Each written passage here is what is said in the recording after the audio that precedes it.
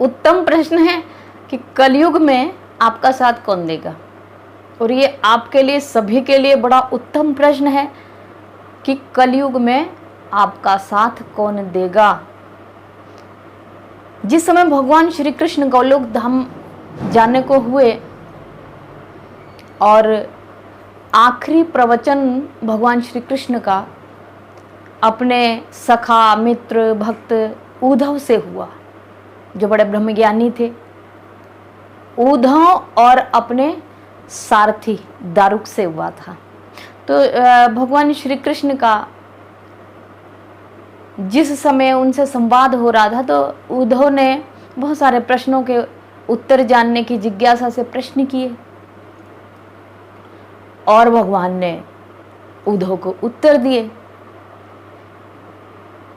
तो उद्धव ने एक प्रश्न ये भी पूछा था कि प्रभु, जो कलयुग के आपने गुण बताए हैं, कलयुग की जो व्यवस्था बताई है, कलयुग के ये इतने प्रताड़ित होने वाला ऐसी जो व्यवस्थाएं बताई है, तो मुझे ये बताओ कि फिर इस कलयुग में हम कैसे पहचानेंगे कि हमारा साथ देने वाला कौन होगा, कौन देगा। जब सबके व्यवस्थाएं डामाडोल हो जाएगी तो फिर साथ देने वाला कौन होगा, ऐसा हम कैसे जाने।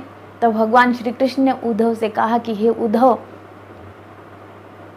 जिस समय मनुष्य जन्म लेता है ना, तो उसी समय 3 वृत्तियां साथ में जन्म लेती है, सात्विक, राजस और तामस। ये 3 वृत्तियां होती है साथ में, संग में, जिस समय जन्म लेते हैं। लेकिन जो जिस समय जब जन्म होता, तो उसके बाद जिस मनुष्य की सात्विक वृत्ति अधिक होती है, उस सात्विक भाव से उसका निर्माण होता चला जाता है, जीवन का चरित्र का निर्माण सात्विक होता है। और जिसका तामस भाव अधिक होता है, तो उसका जो है तामसी भाव से उसके जीवन का निर्माण होता है। और जिसका रजो भाव अधिक होता है, उसका जो है रजो भाव पूर्वक जो है चरित्र का निर्माण होता है। और इस भांति से उसके जीवन का निर्माण हो जाता है।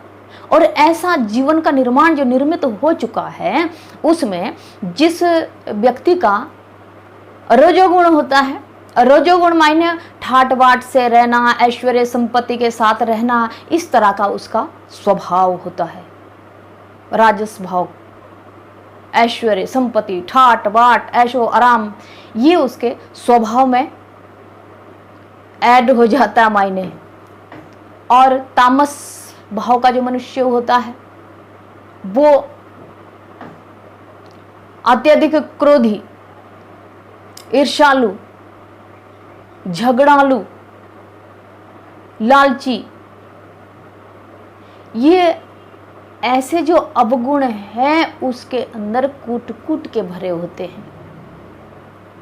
अब सात्विक वृत्ति का जो इंसान होता है, सात्विक वृत्ति का जो इंसान है, वो सरल, सीधा और सच्चा होता है। और भगवान श्री हरि की कृपा से यही आपका साथ भी दे सकता है।